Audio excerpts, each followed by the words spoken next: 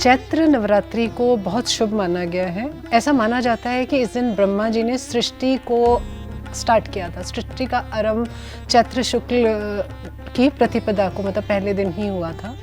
इसी दिन सतयुग आरंभ हुआ था। तो नवरात्रि इस बार हमने 31 मार्च से मनाई है, क्योंकि 31 मार्च की सूर्योदय पे चैत्र शुक्ल प्रतिपदा अर्थात प्रथम दिन सूर्योदय पे राइजिंग था, उदित हुआ था, तो इसलिए चैत्र शुक्ल प्रतिपदा 31 मार्च से आरंभ हुई है। नव और रात्रि, नव का मतलब एक मतलब होता है 9, रात्रि का मतलब रातें, 9 रातें जो फुल ऑफ एनर्जी है, मतलब हमें विशेष लाभ होता है। तो इन दिनों में हम क्या करते हैं, उपवास रखते हैं।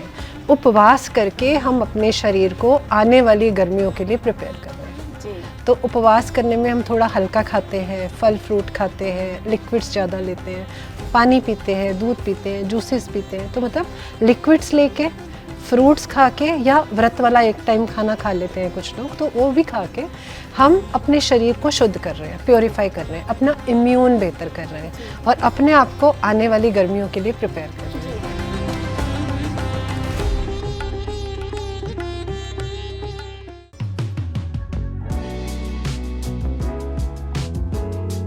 नमस्कार, स्वागत है और मैं हूं आपके साथ सुमन पाल। खास प्रोग्राम चैत्र नवरात्रि में आपका हार्दिक स्वागत है।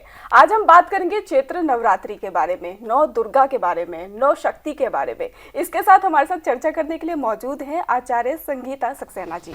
जय माता दी। नमस्कार, आपका बहुत स्वागत है हमारे खास प्रोग्राम में। सबसे पहले आपसे जानना चाहेंगे कि चैत्र नवरात्रि, आखिर चैत्र क्यों कहा जाता है, नवरात्रि का महत्व क्या है, क्या नवरात्रि है? ओके, आपने 3 क्वेश्चन पूछ लिए मुझसे एक ही प्रश्न में, ठीक है। सबसे पहले चैत्र नवरात्रि क्यों मनाते हैं? चैत्र नवरात्रि को बहुत शुभ माना गया है। ऐसा माना जाता है कि इस दिन ब्रह्मा जी ने सृष्टि को स्टार्ट किया था। सृष्टि का आरंभ चैत्र शुक्ल की प्रतिपदा को मतलब पहले दिन ही हुआ था। इसी दिन सतयुग आरंभ हुआ था। और चैत्र मंथ इसलिए बोलते हैं, हिंदी में हमारे महीने होते हैं, चंद्रमा के 12 मास के नाम दिए गए हैं, तो उसमें पहला महीना चैत्र मंथ कहा गया है। चैत्र नाम कहाँ से निकल के आया है? ये चित्रा नक्षत्र से निकल के आया है। सारे महीने हिंदी महीनों के नाम हैं जो वो हमारे नक्षत्रों के नाम से ही निकल के आए हैं, तो चित्रा नक्षत्र से निकल के आया है। इस दिन चैत्र शुक्ल प्रतिपदा शुरू होती है। उस समय, ये वर्ष में एक बार होता है, हर साल होता है, जब सूर्य और चंद्रमा एक ही डिग्री पे मतलब बिल्कुल सेम पॉइंट पे इकट्ठे होके बैठते हैं मीन राशि में। उस समय चैत्र शुक्ल प्रतिपदा स्टार्ट होती है। तो इस साल जो चैत्र शुक्ल प्रतिपदा का आरंभ हुआ है 30 मार्च को शाम को 4:27 में सूर्य और चंद्रमा इकट्ठे लगभग 14 डिग्री पे मीन राशि में आए हैं। तो उस टाइम से चैत्र शुक्ल प्रतिपदा आरंभ हो गई। पर हमारे हिंदू धर्म के हिसाब से हम ये मान के चलते हैं, जो तिथि सूर्योदय पे उदित हो उसी को हम उस तिथि को मनाते हैं, उसी को मानते हैं। तो अब ये सूर्योदय के बाद शुरू हुआ है, क्योंकि शाम को 4:27 पे शुरू हो रहा है। तो नवरात्रि इस बार हमने 31 मार्च से मनाई है, क्योंकि 31 मार्च की सूर्योदय पे चैत्र शुक्ल प्रतिपदा अर्थात प्रथम दिन सूर्योदय पे राइजिंग था, उदित हुआ था, तो इसलिए चैत्र शुक्ल प्रतिपदा 31 मार्च से आरंभ हुई है जी। अगर हम नौ दुर्गा की बात कर रहे हैं, उनकी शक्ति की बात कर रहे हैं, तो 9 दिनों का क्या महत्व है? हाँ, इसमें 9 दिनों का, 9 दिनों से भी ज्यादा 9 रात्रि का महत्व है, क्योंकि हम बोलते हैं नवरात्रि। तो अब नवरात्रि को बात करें तो इसको हम 2 पार्ट में डिवाइड करते हैं, नव और रात्रि। नव का मतलब एक मतलब होता है 9, रात्रि का मतलब रातें। तो 9 रातें जो फुल ऑफ एनर्जी है, मतलब एनर्जी से भरी हुई हैं। इस दिन 9 रात्रि में माँ दुर्गा की उपासना करने से हमें विशेष लाभ होता है। तो इन दिनों में हम क्या करते हैं, उपवास रखते हैं, व्रत करते हैं और माँ की आराधना करते हैं। तो इससे क्या होता है, अब इसको अब दूसरी तरह से अगर हम देखें तो नवरात्रि को हम 2 और चीज़ों में डिवाइड कर सकते हैं। नव का एक अर्थ नवीनीकरण भी होता है। तो अगर आप देखें चारों तरफ प्रकृति में इस समय नवीनीकरण की प्रक्रिया चल रही है। सूखे पत्ते सारे झड़ चुके हैं, नए नए कोपले आ रही हैं, नए नए फल फूल उग रहे हैं, पानी वाले फल आने शुरू हो गए हैं, मौसम का परिवर्तन हो रहा है। तो प्रकृति भी पूरे जोश में नवीनीकरण कर रही है इस टाइम अपना। अब फिर से नवरात्रि, नव का मतलब 9 भी हो गया, नवीनीकरण भी हो गया। अब रात्रि का भी मतलब, रात्रि को भी हम 2 भागों में बांट सकते हैं, रा और त्रि। रा का मतलब सीधा सीधा रात हो गया, त्रि का मतलब 3 आयाम। अब 3 आयाम को अगर हम बात करें तो इसको हम बोलते हैं शरीर, मन और आत्मा। तो इन तीनों को संतुलित करने के लिए नवरात्रि से अच्छा कोई दिन नहीं हो सकता। तो अब इन तीन चीज़ों को हम एस्ट्रोलॉजी से भी कनेक्ट कर सकते हैं। तो ज्योतिष में अब जो हम बोल रहे हैं शरीर, शरीर का मतलब हमारा लगन, हमारा असेंडेंट, हमारी फिजिकल बॉडी, हमारा शरीर। अब अगर हम मन की बात करें, मन को सीधा सीधा चंद्रमा से जोड़ा जाता है। तो मून, चंद्रमा, वो हमारा मन हो गया। और सोल हो गई सन, हमारी आत्मा, सूर्य। तो इन तीनों को संतुलित करने के लिए हम नवरात्रि मनाते हैं, उपवास करते हैं, पूजा पाठ करते हैं, माँ की आराधना करते हैं, जिससे हमें सुख, समृद्धि, आरोग्य, माँ की पूरी ब्लेसिंग्स प्राप्त हो। जी, जैसे आप नवरात्रि के बारे में बात कर रहे थे, रात्रि के बारे में बता रहे थे, लेकिन जो उपवास का महत्व है वो क्या है, क्या लाभ होता है इससे? उपवास करने से देखिए, अभी सर्दियाँ निकल के गई हैं, तो अब सर्दियाँ निकल के गई हैं तो सर्दियों में क्या चल रहा था, हम गरिष्ठ भोजन खा रहे थे, हम तला हुआ, मीठा, गरम खाना, तो वो सब हम पचा पा रहे थे उस टाइम, क्योंकि सर्दियाँ थी। अब सर्दियों में अगर शरीर को ताकत देनी है तो उस समय हमें भारी भोजन खाना पड़ेगा। अब मौसम बदल रहा है, वसंत चल रहा है, तो अब क्या करें, उपवास करके हम अपने शरीर को आने वाली गर्मियों के लिए प्रिपेयर कर रहे हैं। जी। तो उपवास करने में हम थोड़ा हल्का खाते हैं, फल फ्रूट खाते हैं, लिक्विड्स ज़्यादा लेते हैं, पानी पीते हैं, दूध पीते हैं, जूसेस पीते हैं। तो मतलब लिक्विड्स लेके, फ्रूट्स खा के, या व्रत वाला एक टाइम खाना खा लेते हैं कुछ लोग, तो वो भी खा के हम अपने शरीर को शुद्ध कर रहे हैं, प्योरीफाई कर रहे हैं, अपना इम्यून बेहतर कर रहे हैं और अपने आप को आने वाली गर्मियों के लिए प्रिपेयर कर रहे हैं। जी, संगीता जी, मैं एक और सवाल आपसे पूछना चाहूँगी। जिस तरीके से कन्या पूजन किया जाता है, कन्या पूजन होती है, तो कन्या पूजन के बाद एक देखा गया है कि एक लड़के को भी वहाँ पे रखा जाता है, तो उसका महत्व क्या है? हाँ, तो पहले तो कन्या पूजन पे ही बात कर लेते हैं। जी। तो कन्या पूजन का क्या महत्व है, कन्या पूजन हम क्यों करते हैं? बेसिकली कन्या पूजन हम करते हैं माँ के 9 रूपों की आराधना करने के लिए। माँ 9 रूपों में हमें बहुत कुछ प्रदान करती है, तो हम उसके बारे में भी बात करते हैं। तो नव दुर्गा की ब्लेसिंग लेने के लिए हम 9 कन्याओं को बुलाते हैं, उसके साथ एक लड़के को बुलाया जाता है। कुछ लोग अष्टमी पे ये प्रक्रिया करते हैं, कुछ लोग नवमी पे करते हैं। तो ये आपकी श्रद्धा का, आपके सिस्टम का है, जैसे आपके घर में चला आ रहा है वैसे ही करिए। अगर आप अष्टमी पे कंजक करते हैं तो अष्टमी पे करिए, नवमी पे करते हैं तो नवमी में करिए। 9 कन्याओं को बुलाइए, 2 से 10 साल तक की उम्र की लड़कियाँ, ठीक है। और उसके अलावा एक लड़के को, आप अगर वैष्णो देवी कभी गए हो तो आपको पता है भैरव बाबा के दर्शन किए बिना वैष्णो देवी के दर्शन सार्थक नहीं माने जाते। पहले वैष्णो माँ के दर्शन किए जाते हैं, फिर भैरव बाबा पे जाया जाता है। उनको प्रणाम करके जब हम वापस आते हैं तभी हमारी पूजा, मतलब जो हमने वैष्णो देवी जाके पूजा करी है वो सफल मानी जाती है, नहीं तो वो अधूरी रह जाती है। इसी तरह बाबा बटुकनाथ या हनुमान जी, तो एक लड़का जो हम 9 लड़कियों के साथ बुलाते हैं वो इसी के लिए है कि बटुक रूप या भैरव रूप या हनुमान जी का स्वरूप। तो 9 लड़कियों के साथ, नव दुर्गा के साथ एक लड़के को भी बुला के हम अष्टमी या नवमी करते हैं। जैसे नवरात्रि का शुभ समय है, तो हम बात कर लेते हैं कि नवरात्रि पर कन्या पूजन की विधि क्या होती है, किस तरीके से पूजन किया जाता है? हाँ, तो इसमें बेसिकली श्रद्धा का बहुत बड़ा रोल है। अब हमें नवदुर्गा की ब्लेसिंग चाहिए तो नवदुर्गा हमारे आसपास ही है, हमारे अंदर है, सब जगह है, बट अब उसको इंसान है, इंसान जब सामने फिजिकल रूप में किसी को देखता है, इसीलिए हमारी कंट्री में मूर्ति पूजा का बहुत महत्व दिया गया है कि हम उस पर फोकस कर सके। तो अब साक्षात कन्याएं जो देवी माँ का ही रूप है, जब हमारे घर में आएंगी, प्रसन्न होके जाएंगी, हमें आशीर्वाद देंगी, तो इससे अच्छा तो कुछ हो नहीं सकता। तो इस दिन सबसे पहले तो हम 9 कन्याओं और एक लड़के को इनवाइट करते हैं अपने घर पे। उनको बुला के पहले उनके चरण धोए जाते हैं, उनसे आशीर्वाद लेते हैं, उनको लाल मौली बांधी जाती है और उसके बाद उनको बैठा के तिलक करते हैं, उनकी पूजा करते हैं। जैसे हम आरती माता रानी की करते हैं, ऐसे ही हम कंजकों की भी आरती करते हैं। उनकी मतलब जैसे आरती का थाल लेके प्रॉपर दिया विया जला के पूरी आरती करेंगे। उसके बाद हम उनको खिलाते हैं। खिलाने में हम पूरी, छोले, हलवा, ये तो आपने सुना ही होगा। इसके अलावा भी लोग बहुत सारी चीज़ें, फल, फ्रूट, गिफ्ट और कुछ कैश भी देते हैं साथ में। तो इसके लिए भी आप इनफैक्ट अगर आप देखो तो इसमें आप भी कुछ चीज़ें ऐड कर सकते हो। जैसे अगर हम अष्टमी वाले दिन कंजक कर रहे हैं तो माँ, ये है माँ गौरी का दिन है। इस दिन माँ गौरी को नारियल का भोग बहुत प्रिय है। तो उस दिन अगर आप चाहें तो हलवे में नारियल डाल लीजिए, हलवा बनाते समय, या फिर आप नारियल का एक बर्फी का टुकड़ा लड़कियों को साथ में दे सकते हैं। नारियल की बर्फी माँ लक्ष्मी और शुक्र ग्रह से भी जुड़ी हुई है, तो उनका भी आशीर्वाद मिलता है हमें और माँ गौरी का भी आशीर्वाद मिलता है। इसके अलावा अगर आप नवमी पे कंजक कर रहे हैं तो आप जो उनको कंजक का सामान दे रहे हैं, माँ उसमें माँ सिद्धिदात्री का दिन है नवमी वाला दिन, तो माँ सिद्धिदात्री हमें सब कुछ प्रदान करने वाली है, रिद्धि सिद्धि और भी मतलब सारी ब्लेसिंग्स वो हमें देती हैं।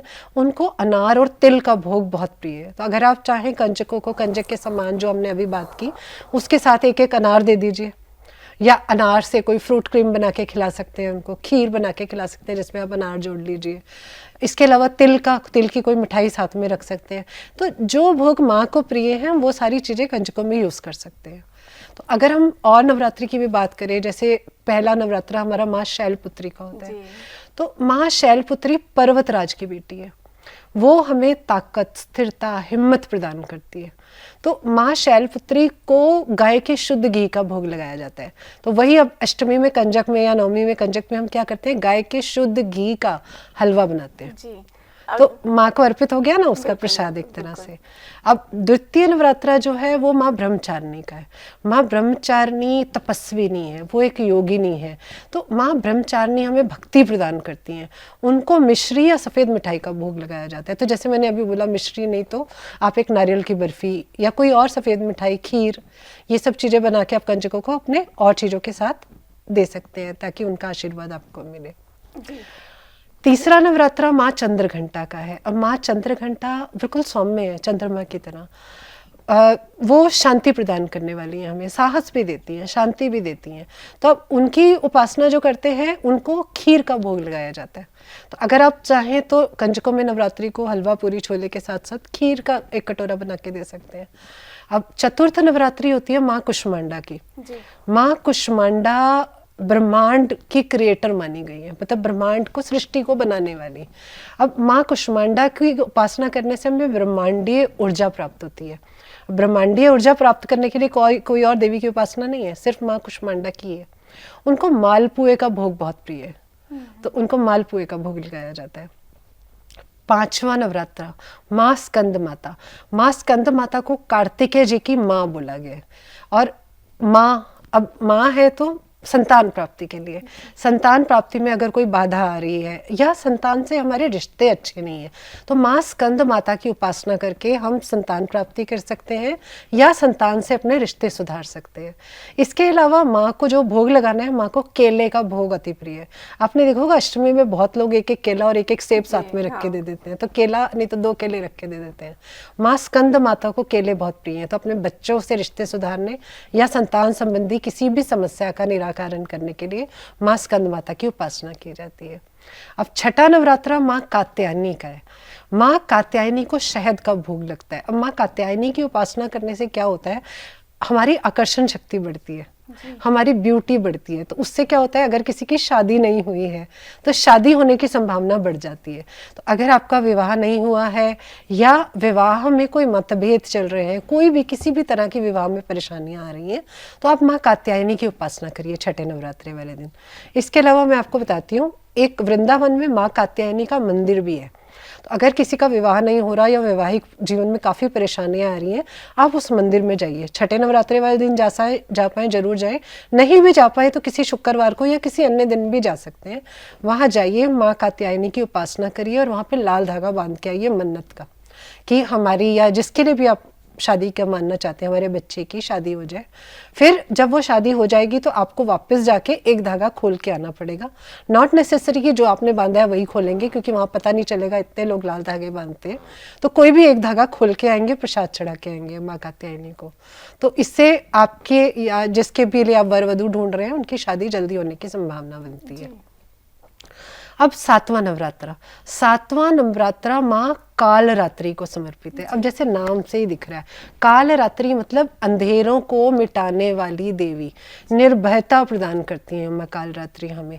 इन्हें गुड़ का भोग लगाया जाता है। तो अगर कोई बच्चा डरता है, माँ काल रात्रि की उपासना करिए और इससे आपको निर्भयता का वरदान मिलेगा। आठवें नवरात्रि की हम बात कर ही चुके हैं, महागौरी, माँ का सबसे प्योर रूप। उनको नारियल का भोग लगाइए, उस दिन कंजक करिए, उसमें नारियल किसी भी तरह से ऐड करिए और आखिरी नवा नवरात्रा माँ सिद्धिदात्री, अनार और तिल का भोग लगाना है। माँ सिद्धिदात्री सब कुछ प्रदान करने वाली है, तो जो भी आपकी मन्नत हो माँ से बस हाथ जोड़ के जय माता दी बोल के मांग लीजिए। नहीं भी मांगेंगे माँ के आगे आंख बंद करके हाथ जोड़ के बैठ जाइए। माँ को पता है आपके लिए क्या सही है क्या नहीं, और वो आपको हर सुख सुविधाओं से, हर धन संपत्ति से, कंफर्ट से, हर चीज़ से ब्लेस करेंगी। बिल्कुल, माँ को तभी 9 शक्तियों का रूप कहा जाता है। अगर हम बात करें, जैसे कि कुछ लोग ऐसे कहते हैं कि हमारे पास कन्याएं नहीं हैं आसपास में, या फिर हम घर से बाहर रहते हैं और उन्होंने फास्ट रख लिया, उपवास कर लिया है, लेकिन अब वो अपना व्रत कैसे खोलेंगे? अगर वो पूजन करना चाह रहे हैं मन शांति से, तो वो किस तरीके से कर सकते हैं? आजकल कई जगहों पे कल्चर भी है, लड़कियां घर में नहीं आती हैं, तो आप एक काम करिए, घर में पूजा पाठ करिए पूरा, मतलब अपना जैसे भोग लगाएंगे माँ को, आप 9 प्लेट 10 प्लेट लगा दीजिए, 9 प्लेट माँ दुर्गा की और 1 प्लेट एक्स्ट्रा उसकी एक लड़के की, तो वो लगा दीजिए, पूजा करिए जैसे हम अपना कर रहे हैं पूरे रिचुअल्स करके माँ को भोग लगा के। उसके बाद उनको आप पैक कर लीजिए टिफिन्स में या फॉइल में, जैसे भी पैक करके मंदिर ले जाइए। आपको मंदिर में दे दीजिए या फिर मंदिर के बाहर आपको ज़रूर कुछ बच्चे मिल जाएंगे, आप उनको दे सकते हैं। ठीक है, चलिए अब बात कर लेते हैं हम कि इस साल का आखिर राजा कौन है। हाँ, अब बताया ना हमने कि जैसे चैत्र शुक्ल प्रतिपदा वाले दिन हमारा हिंदू न्यू ईयर स्टार्ट होता है, तो इस साल चैत्र प्रतिपदा का जो मूवमेंट हुआ है वो 30 मार्च को शाम को 4:27 पे हुआ है। अब उस दिन तो शनिवार है, पर हम सूर्योदय के हिसाब से ही मानेंगे, तो सूर्योदय के हिसाब से प्रतिपदा तिथि आ रही है 31 मार्च को। 31 मार्च को रविवार है, तो इस बार उस दिन का जो राजा होता है, उस दिन का जो स्वामी होता है वो राजा बनता है, तो रविवार का स्वामी सूर्य है, सन लॉर्ड, तो इस साल के राजा सूर्य देवता बने हैं। जी, तो हानि क्या होने वाली है और लाभ क्या होने वाला है इससे? हाँ, इस साल एक बहुत क्रिटिकल चीज़ है, मैं आपको बताती हूँ।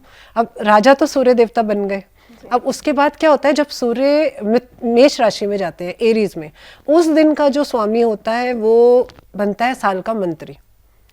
इस साल वो भी रविवार को पड़ रहा है, तो अब रविवार को पड़ रहा है तो राजा भी सूर्य, मंत्री भी सूर्य। उसके बाद बारिशों का स्वामी बोलते हैं जिसको हम मेघेश बोलते हैं, तो जिस दिन सूर्य आद्रा नक्षत्र में प्रवेश करता है, तो आद्रा नक्षत्र में प्रवेश करने वाले दिन को, उस दिन के वार के स्वामी को हम मेघेश बोलते हैं कि वो बारिशों को कंट्रोल करेगा, वो भी सूर्य बन गए। तो अब आप देख लीजिए, राजा, मंत्री, मेघेश, तीनों सूर्य। तो इस साल में गर्मी बहुत ज़्यादा पड़ने वाली है, बारिशें लेट हो सकती हैं, बहुत कम रह सकती हैं, या कहीं कहीं ज़रूरत से ज़्यादा बारिशें हो जाएंगी, मतलब एक जैसा सिस्टम नहीं चलने वाला। तो ऐसा माना जाता है जिस साल सूर्य राजा बनता है वो उस साल में गर्मी बहुत पड़ती है, इवन सर्दियों में भी गर्मी का आभास होता है, तो आप एक्सपेक्ट कर सकते हैं गर्मी अच्छी बहुत तेज पड़ने वाली है, और आगे सर्दियों में भी गर्मियों जैसा रहेगा, मतलब सर्दियाँ बहुत लेट आएंगी या कम आएंगी। जी, अगर हम जिस तरीके से बात कर रहे थे कि इस साल गर्मी ज़्यादा होगी, अगर दूसरी ओर हम बात करते हैं, क्योंकि आजकल लोगों को पैसे की भी गर्मी ज़्यादा है तो फिर लोग ये चाहते हैं कि हमारे पास पैसा आना चाहिए, तो इस बार नवरात्रि पे ऐसा कौन सा उपाय करें कि पैसा ही पैसा हो? ठीक है, नवरात्रि में कुछ किए जाने वाले बहुत आसान उपाय हैं जिससे हम धन समृद्धि प्राप्त कर सकते हैं। सबसे पहला तो नवरात्रि में इनफैक्ट हमेशा ही हमें अपने घर को साफ सुथरा रखना चाहिए। अब उसका रीज़न क्या है, माँ के 2 रूप हैं, 2 बहनें हैं माँ, लक्ष्मी और अलक्ष्मी। तो लक्ष्मी वहाँ रहती है जहाँ साफ सफाई रहती है, जहाँ विष्णु जी की या उनके स्वरूपों की आराधना की जाती है, जहाँ उनके पति को नहीं पूछा जाता वहाँ माँ नहीं जाती। और उनकी दूसरी बहन है अलक्ष्मी। अलक्ष्मी वहाँ रहती है जहाँ गंदगी रहती है, फैला रहता है, सामान रख दिया, उठाते नहीं है, कितने टाइम तक हम चीज़ें हिलाते नहीं हैं। तो अगर हमें माँ लक्ष्मी सचमुच उनकी कृपा चाहिए, धन चाहिए, तो अब उसके लिए हमें करना क्या है, नवरात्रों में और हमेशा ही अपने घर को हमेशा साफ सुथरा रखना है। जो सामान आप जहाँ से उठाते हैं वहीं जाके वापस रखिए, कुछ भी फैला हुआ नहीं होना चाहिए घर में। कोई सामान अगर ऐसा है जिसको आपने कई महीनों से छुआ तक नहीं है, तो इसका अर्थ ये है कि आपको उस सामान की ज़रूरत ही नहीं है। या तो उसको किसी ज़रूरतमंद को दान कर दीजिए, या फिर उसको अगर आपको लगता है आपको ज़रूरत है, उसको निकाल के साफ से हटा के दूसरी जगह रख दीजिए। सामान को हिलाने से भी एनर्जीज मूव हो जाती हैं, रखे रखे रखे वो एनर्जीज बंद हो जाती हैं, तो जिससे हमारा धन का इनफ्लो कम हो जाता है, बंद हो जाता है। तो ये करने से माँ की कृपा प्राप्त होगी। उसके अलावा एक दूसरा जो नवरात्रि में ही करने वाला उपाय है, वो आप सिर्फ नवरात्रि में ही कर सकते हैं। आपने देखा होगा मिट्टी के पॉट में जौ बोए जाते हैं, उसमें मिट्टी रख के उसमें जौ डाल के उनको सींचा जाता है। तो ये किस लिए किया जाता है? ये भी प्रॉस्पेरिटी के लिए किया जाता है। तो अब आप एक पॉट लीजिए मिट्टी से भरा हुआ, उसको लाल मौली से बांध दीजिए और उसमें जौ अंदर डाल के उस पर रोज जल चढ़ाइए डेली। अब जैसे ही उसमें थोड़ा सा उगना शुरू हो जाएगा, आप देखोगे 3-4 दिन में, और नवे नवरात्रे के आते आते अच्छे खासे जौ उग जाते हैं, मतलब काफ़ी ऊपर तक उसकी घास उग जाएगी। जितनी ज़्यादा बड़ी, जितनी ज़्यादा अच्छी ग्रीन घास उगेगी, मतलब उतनी ज़्यादा प्रॉस्पेरिटी माँ ने आपको ब्लेस कर दिया। तो अब एंड ऑफ टर्म क्या करते हैं, नवे नवरात्रे के बाद हम क्या करते हैं, हम शाम को, नवी की शाम को या अगले 10वें दिन थोड़े से उसको, कुशा को, जो हमारी घास उगी है, जड़ समेत निकाल लेते हैं और उसको हम फॉइल में या टिश्यू में रख के, जहाँ पे हम अपना धन रखते हैं वहाँ पे रखते हैं। अपने पर्स में भी थोड़ा थोड़ा रख लेते हैं। अपने बच्चों को, फैमिली मेम्बर्स को, सबको दीजिए थोड़ा थोड़ा, मतलब पैक करके, कि वो अपनी वेल्थ वाली जगह पे रखें। सेम फिर उसके बाद उसको आप चाहो तो उस मिट्टी को आप किसी पेड़ में डाल दीजिए, और जो पॉट है आप उसमें पक्षियों को डालने का बाजरा के लिए यूज़ कर सकते हैं। उसमें पानी और बाजरा डाल के बर्ड्स के लिए रखिए, ऐसे यूज़ हो जाता है। तो कोई भी चीज़ वेस्ट नहीं होगी और सबका अच्छा इस्तेमाल होगा। अगले नवरात्रि पे दोबारा से जो बीजिए, और जब वो उगेगा तो उसको उठा के रख लीजिए और पुराने वाले को आप प्रवाहित कर दीजिए जल में जी। तो ये होता है। इसके अलावा और भी छोटी छोटी कुछ चीज़ें हैं जो करके हम अपना धन संपत्ति बढ़ा सकते हैं। आजकल आपने देखा होगा एक नया ट्रेंड है। अब नया ट्रेंड क्या है, बच्चे अपना पर्स खाली रखते हैं। हम तो मॉडर्न लोग हैं, हम तो सिर्फ यूपीआई करते हैं। We don't keep cash, we are today's generation. But आपको पता है, धन ही धन को अट्रैक्ट करता है। अब धन धन को अट्रैक्ट करता है क्या मतलब, अपना पर्स कभी खाली नहीं रखना। ये सबसे बैड ओमेन है कि अगर हमारा पर्स खाली है, माँ लक्ष्मी कहाँ से आएंगी। तो अपने पर्स में पैसे रखिए और उसमें से कुछ पैसे आप डोनेट भी करते रहिए। तो इससे क्या होगा, आपके धन की वृद्धि होगी। धन धन को अट्रैक्ट करेगा। अगर आपको किसी किन्नर से 1 रुपए का सिक्का मिल जाए, जबरदस्ती नहीं छीनना, प्रसाद की तरह, मतलब वो अपनी खुशी से आपको हैप्पी होके ब्लेस करे और एक सिक्का दे दे, उसको अपने पर्स में रखिए और देखिए आपका धन का आवक कितना बढ़ेगा। जी। तो पर्स को हमेशा भरा रखना है। तो पर्स भरा रहेगा तो लक्ष्मी जी और आती रहेंगी और आती रहेंगी। जी बिल्कुल। दर्शकों, अगर आप चाहते हैं कि आपके घर में धन की वर्षा होती रहे तो अपना पर्स जो है वो भरा रखिए। जिस तरीके से आचार्य संगीता जी बता रही है कि पर्स भरा होना चाहिए, क्योंकि आजकल यूपीआई का ज़माना है तो लोग ज़्यादातर कैश नहीं रखते हैं और उनके पास कैश होता भी नहीं है, वो यूपीआई करना पसंद करते हैं। लेकिन अपने वॉलेट में आपको पैसा रखना बहुत ज़्यादा इंपॉर्टेंट है। तो हम नवशक्ति, पैसा है क्या, माँ लक्ष्मी तो है। जी, आप यूज करिए यूपीआई। मैं नहीं कह रही यूपीआई छोड़ दीजिए, यूपीआई ही करिए, बट फिर भी पर्स में कुछ पैसे रखिए। कोई गरीब आपको मिल जाता है, उसकी आप मदद करना चाहते हैं, वो तो यूपीआई नहीं ले पाएगा। बांटेंगे उतना आपको मिलेगा। ये एक रूल है यूनिवर्स का। धन का दान करने से हमारे धन की शुद्धि होती है। बिल्कुल। तो धन की शुद्धि का मतलब, अपना जो भी हम इनकम अर्न करते हैं उसका कुछ परसेंटेज, जितना आपको सूट करे, उसको निकाल के लिए भगवान के नाम से अलग रखिए और उसको गरीबों में बांटिए। किसी को खाना खिला दीजिए, किसी को वस्त्र दिला दीजिए, मतलब ज़रूरतमंदों की मदद करने से उस धन का इस्तेमाल करिए और आप देखिए आपका धन कितना मल्टीप्लाई होगा। बिल्कुल। आचार्य संगीता जी, हमने कई बार ऐसे लोगों को देखा है जो बोलते हैं कि भाई मेरे पास पैसा नहीं है, मेरे पास टाइम नहीं है, मेरे पास कलेश होता है मेरे घर में, मैं दुखी रहता हूँ, मैं परेशान रहता हूँ। तो उसको यूनिवर्स कितना सुनता है उस चीज़ को? This is called law of attraction. Universe पूरा सुनता है। हमारा सबकॉन्शियस माइंड यूनिवर्स से डायरेक्टली कनेक्टेड है, जो हमें पता भी नहीं है। अब मैंने देखा है जो लोग हमेशा रोते रहते हैं, मेरी तो हेल्थ खराब, मेरे पास तो पैसे नहीं, माँ उनको देगी नहीं। माँ क्या मतलब, यूनिवर्स नहीं देगा उनको, क्योंकि आप मांग क्या रहे हो यूनिवर्स से। एक माँ का एग्जाम्पल बताती हूँ। उनका एक बच्चा था, बड़ी एंग्जाइटी होती थी उनको बेबी को लेके, एक ही बच्चा, और इतना परेशान रहती थी। तो वो क्या बोलती थी, हाय मेरा बच्चा फेल ना हो जाए, हाय मेरा बच्चा फेल ना हो जाए। एंड बच्चा फेल हो गया, क्योंकि उन्होंने यूनिवर्स से क्या मांगा, यूनिवर्स ने क्या सुना, फेल हो गया। और यही अगर आप बोलते, आप बच्चे को पानी दे रहे हैं, आप अफर्मेशंस दीजिए, गायत्री मंत्र बोल दीजिए उस पानी में, या आप ऐसा करिए, मेरा बच्चा बहुत मेहनत कर रहा है, माँ उसको उसकी मेहनत का फल जरूर देगी। कैसे बच्चा पास नहीं होगा। जी बिल्कुल। और बच्चे को भी डांटने मारने के बजाय आप उसको मोटिवेट करके रखिए। जी बिल्कुल। घर में अपनी बेटी को, अपनी पत्नी को, माँ को, सबको सम्मान दीजिए।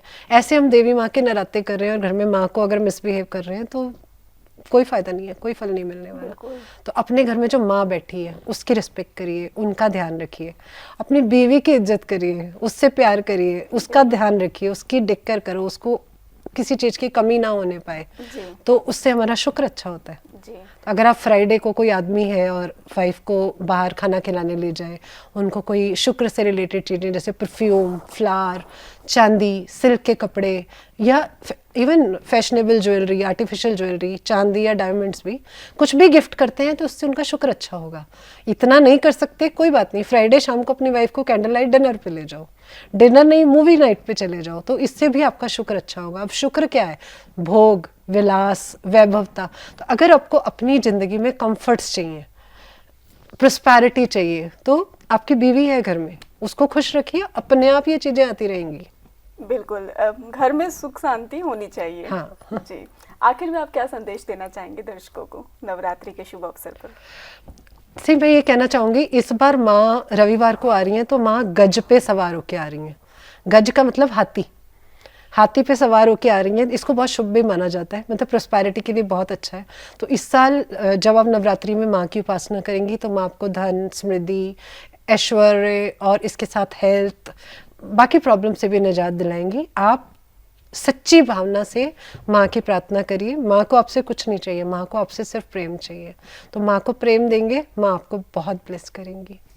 जय माता दी। बिल्कुल, बहुत बहुत शुक्रिया आपका हमारे साथ Thank जुड़ने you. के लिए और हमारे दर्शकों को इतनी अहम जानकारी देने के लिए। तो बिल्कुल दर्शकों, अगर आप चाहते हैं कि इस नवरात्रि पर, इस चैत्र नवरात्रि पर आपके घर में सुख शांति हो, आपके घर में धन की वर्षा हो, तो सबसे ज़रूरी जो काम है अपने माता पिता की सेवा करना, और आपके घर में जो लक्ष्मी है, आपकी बहन है, आपकी मम्मी है, आपकी वाइफ है, सबकी आपकी हेल्प करनी है, सबकी मदद करनी है आपको। बहुत बहुत धन्यवाद हमारे साथ जुड़ने के लिए।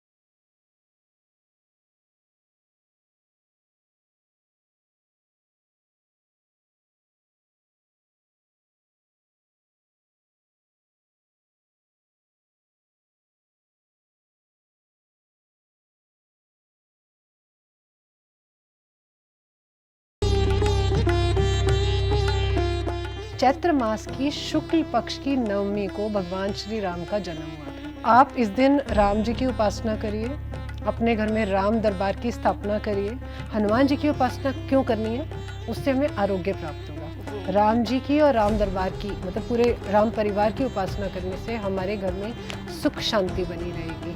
हमारा घर हमेशा साफ सुथरा रहना चाहिए। हम क्या करते हैं, कोई आ रहा है फटाफट फटाफट साफ कर दिया, नहीं। माँ लक्ष्मी तो हम हमेशा ही चाहते हैं हमारे घर में वास करें ना, तो अपने घर को हमेशा साफ सुथरा रखिए। 10वें घर में उच्च के सूर्य दिशा बली होते हैं प्रोफेशन हाउस में 10वें घर में, और उच्च का सूर्य मतलब राजा का योग है ये, तो इसलिए उनको राज्य मिला। नवम भाव में उच्च के शुक्र है, तो ये भी एक बहुत अच्छा राजयोग है।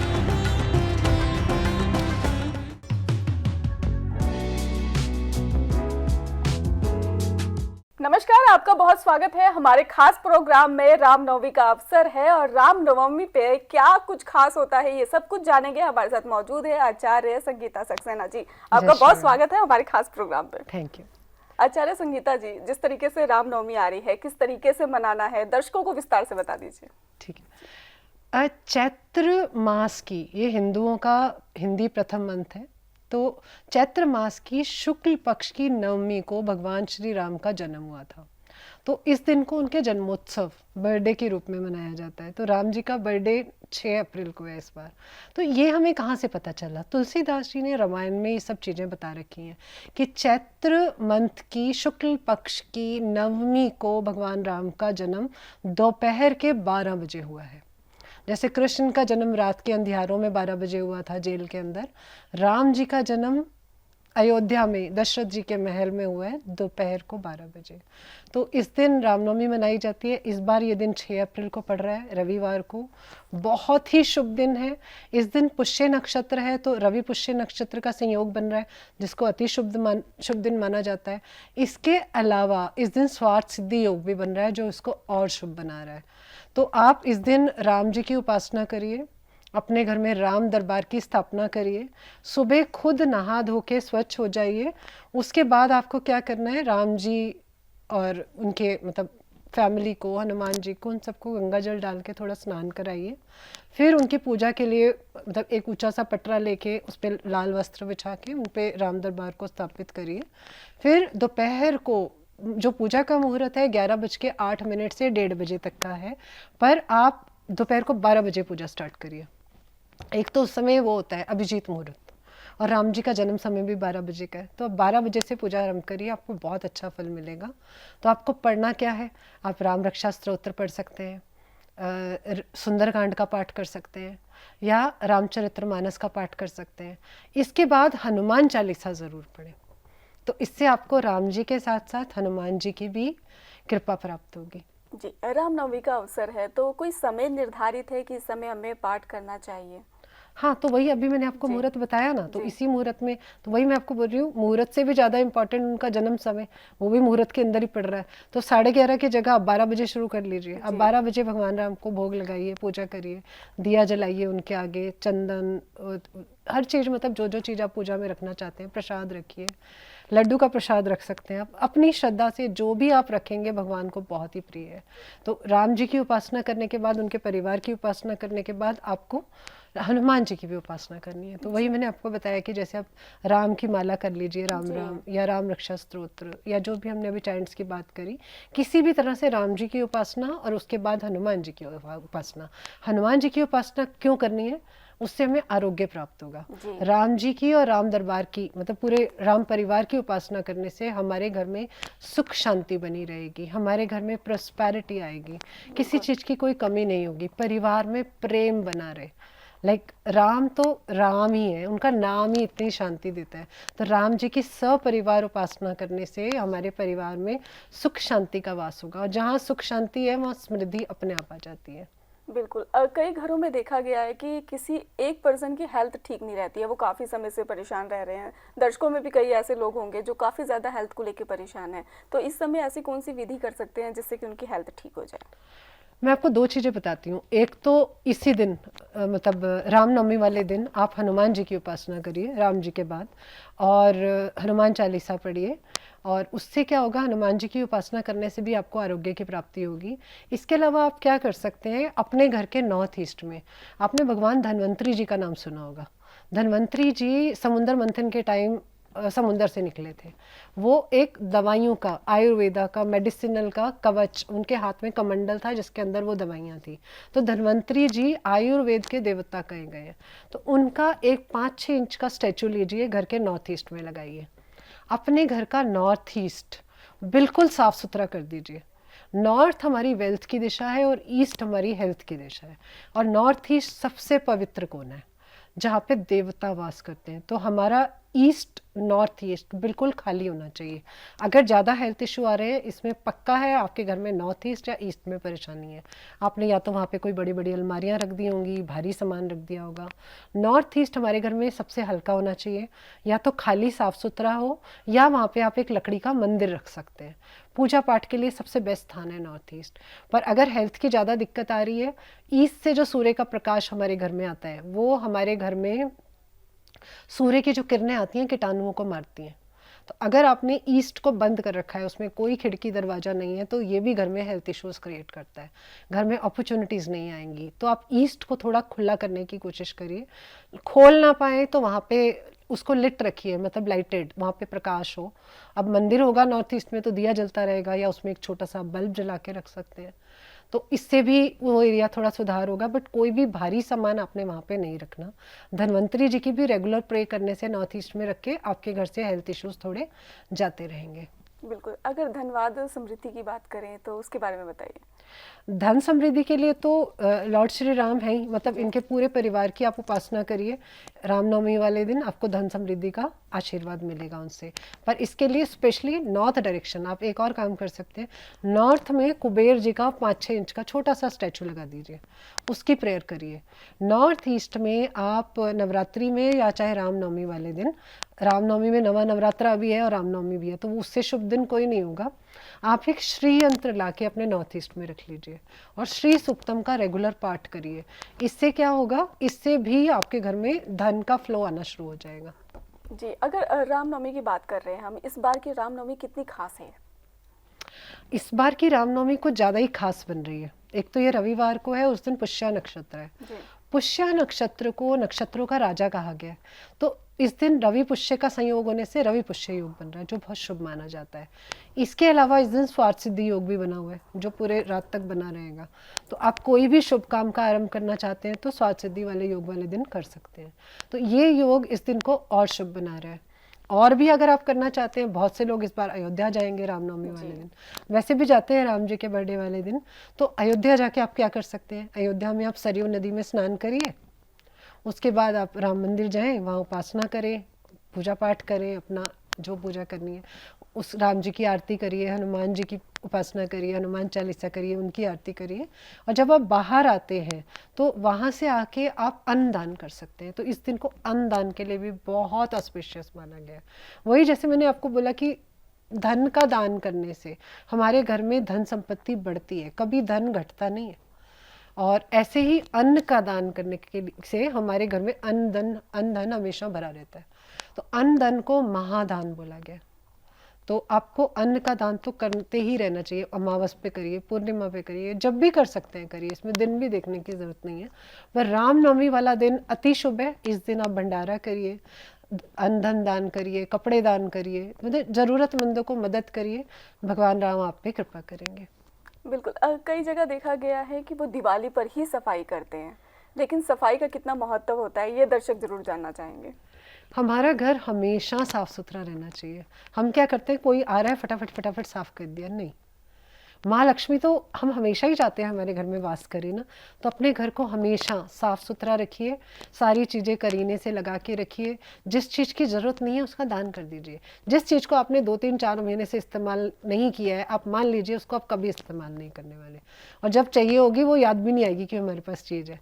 पर अगर आप रेगुलर साफ़ सफाई करते रहते हैं, जो नहीं चाहिए निकालते रहते हैं, तो आप नया खरीद के लाते हैं, उसके लिए आपके घर में जगह भी बनेगी, और पुराना देने से मे भी किसी को उसके आपसे बहुत ज़्यादा ज़रूरत है, और उनके लिए तो वही नए कपड़ों के समान हो जाते हैं जो हम पुराने वस्त्र भी दे देते हैं। तो इससे भी हमारे घर में प्रॉस्पेरिटी बढ़ती है, माँ की कृपा होती है। जी, बिल्कुल, अगर कई बार हमने देखा है कि लोग जो हैं वो त्योहारों वाले दिन ना नॉनवेज खाना ज़्यादा पसंद करते हैं कि आज पार्टी है, क्योंकि आज दिवाली है, आज होली है, आज त्योहार है, तो इसके बारे में आप क्या कहेंगे? वहीं अगर हम एक चीज़ और देख लें, नवरात्रि पर वो वेजिटेरियन हो जाते हैं, तो इसके बारे में थोड़ा सा बता दीजिए। देखिए, जो हमारे हिंदू त्योहार है उसमें हमें सात्विक रहना चाहिए। सात्विक रहना शुद्ध माना जाता है। वो हमारा, अगर हम साइंटिफिक वे में बात करें, हमारे शरीर में जो हम सात्विक और हल्का खाना खाते हैं वो जल्दी डाइजेस्ट हो जाता है। बट अगर हम नॉनवेज खाते हैं, आपको पता है 2 से 3 दिन तक हमारी बॉडी को लगते हैं उसको पचाने में।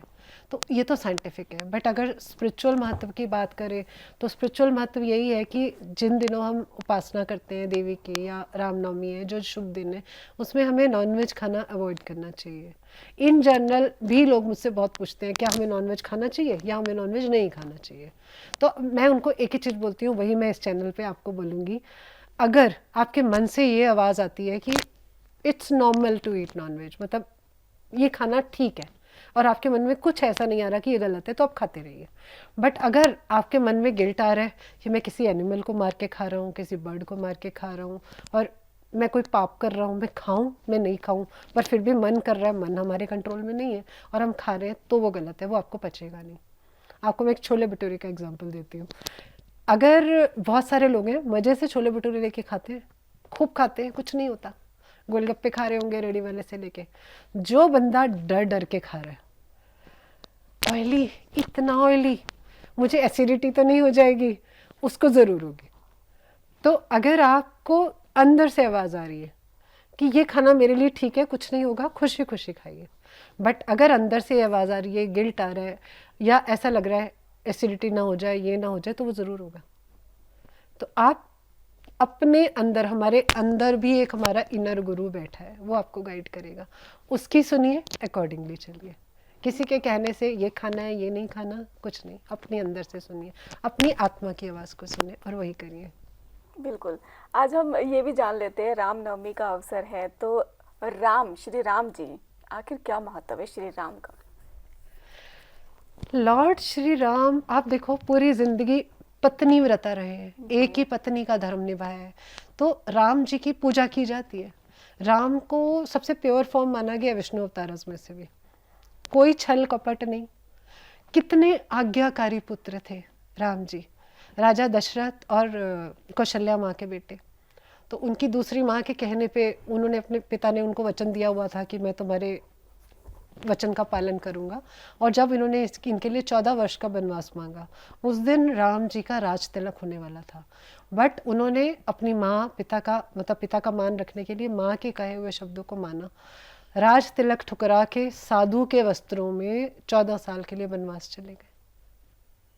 वहां पे रावण सीता जी को उठा के ले गया, उनसे भी उन्होंने युद्ध लड़ा, पूरे सिस्टमेटिक, अपनी सत्यता बरकरार रखते हुए, कोई छल कपट नहीं किया उन्होंने रावण के साथ।